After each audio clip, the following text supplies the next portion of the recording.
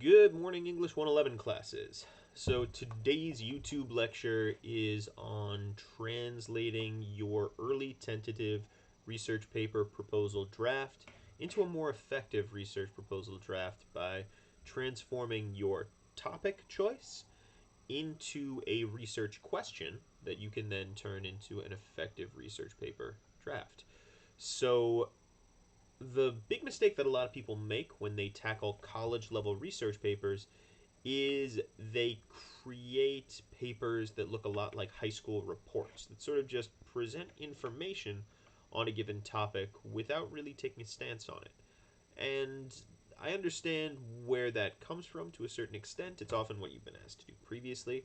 But what I'm asking you to do here is a little bit different. I want you to look into an issue based on your own interest in that issue and then develop an argument of your own on that topic that readers can engage with and sort of be convinced by. The idea is that at the end of this process, you want to have a research paper that presents an opinion that someone wouldn't necessarily agree with at first glance, that a rational actor could disagree with, that you will be able to prove through research before your paper is finished, and hopefully prove in a way that is fairly convincing. So, what we're going to start off with today is how to form a research question. We're also going to talk about sort of developing that question further, developing a stance out of that question, complicating that stance, which is what we call it when you start to add material to that stance to either add nuance to it or to add other perspectives that enrich it. And then finally, we're going to kind of briefly touch on how to finalize a thesis. So the first step in writing a research paper is asking a question. And sometimes that question might be super, super general, something like this. So just typing why is depression into a Google search bar might seem like a ridiculous way to start a research paper.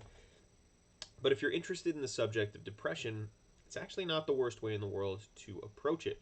As you can see, you can get definitions this way, you can enrich your understanding of a topic this way. And one of the best tools for actually developing that overarching understanding of a given topic is Wikipedia. Now, I know you've been told not to use Wikipedia in the past, and with good reason. Wikipedia is not a scholarly source. But if you want to acquire background information on a given topic, you can do so here, right? And here we can also see the variety of applications of a given term.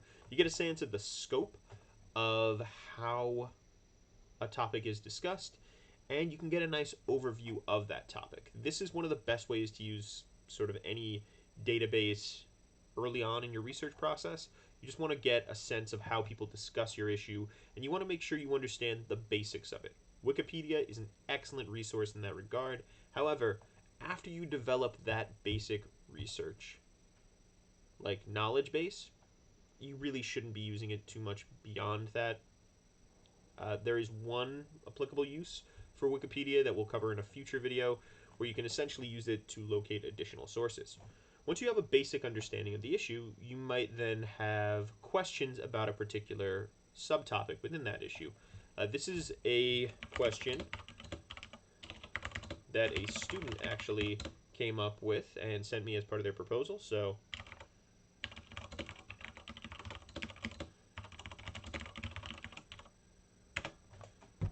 as you can see, I went from why is depression to what is the relationship between depression and immune response. Now, this is again a very general question. This won't lead you to a thesis, but you'll notice that I'm starting to make this more complicated based on material that I theoretically would have discovered in that Wikipedia page review. And here, this is actually pretty cool. I've come up with right away papers that were published in medical journals. You can actually access them as well. That's pretty cool. Um, and this could theoretically be one of your scholarly sources. You could find a scholarly source through a Google search. As long as I can't tell you did it, you're okay. Um, there are actually a lot of them, as you can see. And then again, we have a Wikipedia entry. And this is going to sound weird, but I would actually recommend reading your Wikipedia entry here before you try to actually tackle the academic articles. Think of it this way: you want to build a basis of knowledge before you try to engage with more complicated material. Um, that more complicated material isn't beyond your ability to understand, but it often features very specialized language and taps into existing dialogues. It's kind of like how you and your friends probably have inside jokes you built up over years and years, right? And if someone else enters your friend group, they're going to be pretty lost. The parallel is identical here. Academics have insider terminology that they've been using for years and years to discuss topics. And if you try to just jump into that discussion, you're going to be just as lost. These people have spent their entire lives talking about these subjects often, and as a result, they often discuss them in highly specialized contexts that will make very little sense to outsiders, but with a little bit of baseline research, you can often cut through a lot of that and really develop an understanding of what papers like this one might actually be talking about.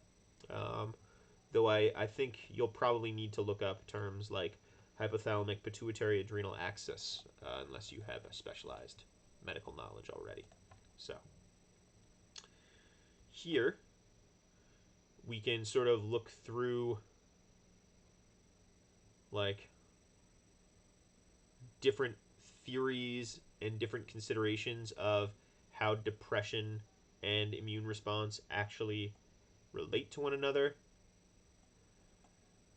We can look at different explanations, and these explanations would actually be probably where you'll find the richest vein for discussion in your final research paper. You'll probably find like any kind of disagreement about a particular cause behind an issue to be a very fertile ground for forming a research question, because instead of just presenting information, you'll be able to actually present a stance on a given issue. So here, immune dysregulation hypothesis.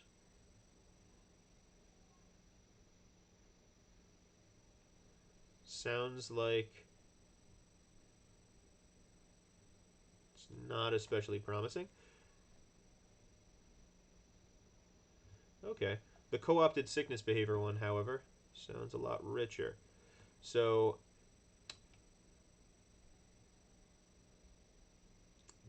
here, let's fast forward a bit.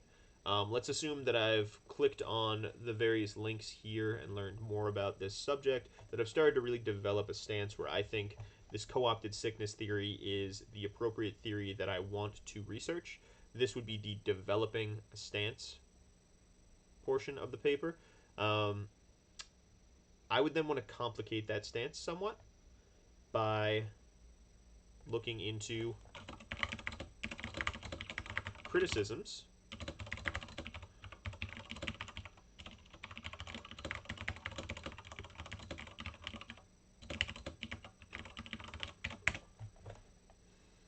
okay. And as you can see, I actually get sources here that would potentially answer this question. Um, it's less important what we actually find right now, and more important that you understand how I generated this question. So the question I came up with is, what are the criticisms of the co-opted sickness theory of immune response and depression? Now, I specifically took a theory that I was going to theoretically support, and I went out looking for people who are trying to knock that theory down. Um, the goal there is to try to find weaknesses in that theory that I can then research and either incorporate into my own treatment of the topic in question, or I can sort of respond to them based on the source material that I've actually acquired. And what you'll often find is that if a criticism changes your mind about a given issue, then you probably want to actually change your stance in your paper.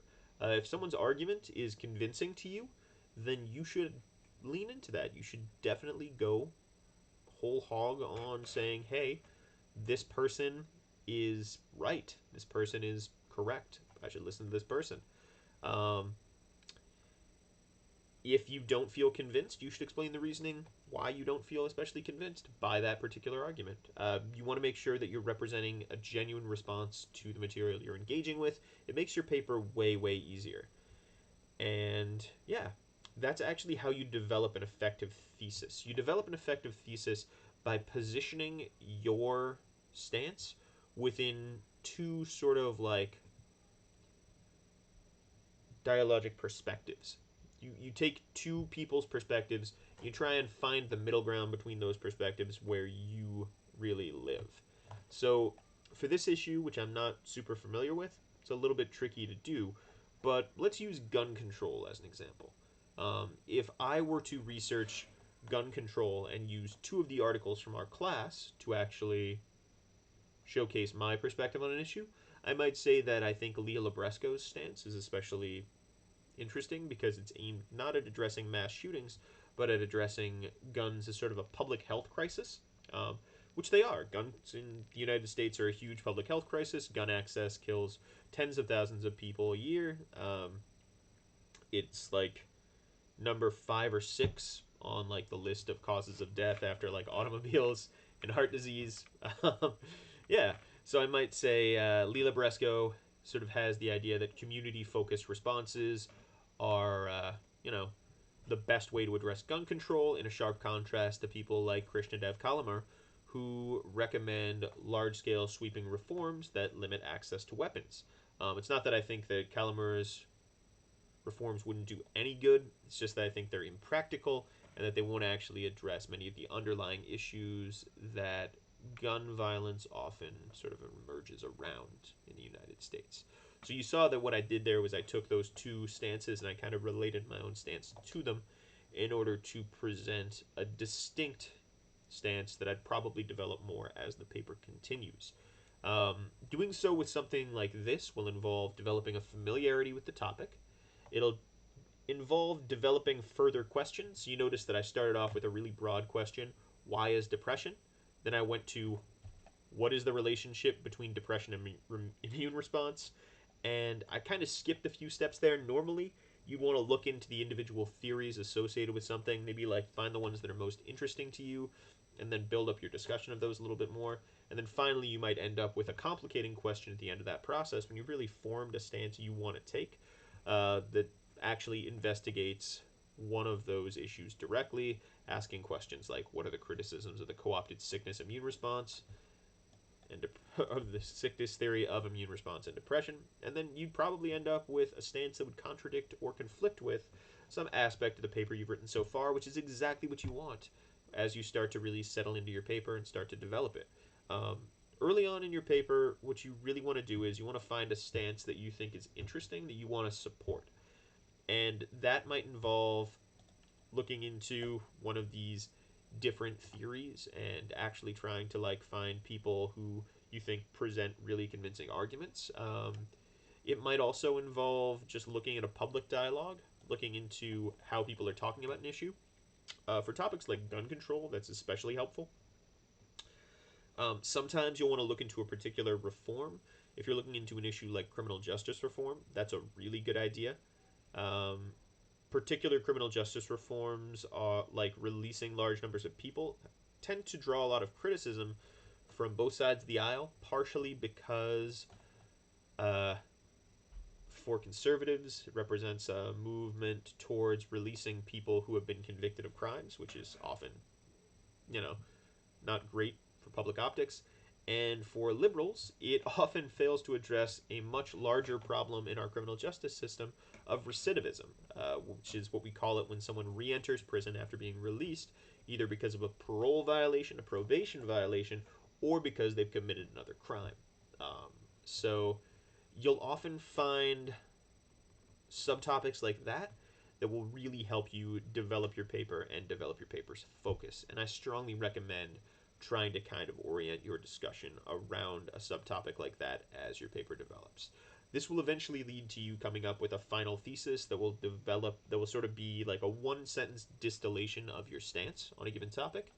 And you don't need to have that thesis settled before you finish your paper, but you want to have a sense of where you want to go, a sense of what stance you want to take before you move on to drafting your paper. And the only way to do that is by finding sources, preferably sources like this, but it could also be sources like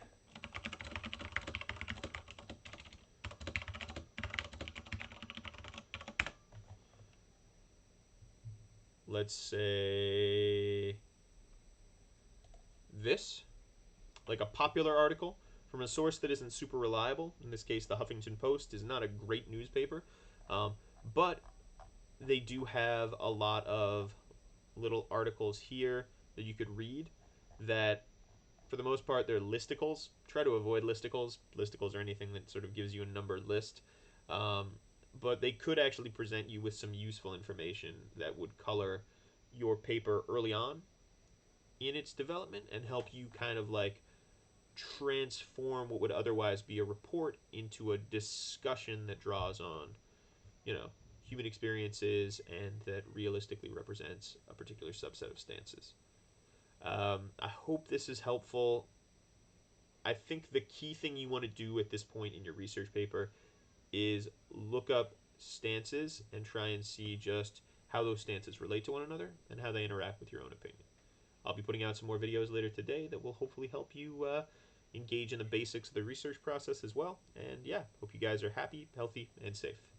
Catch you soon.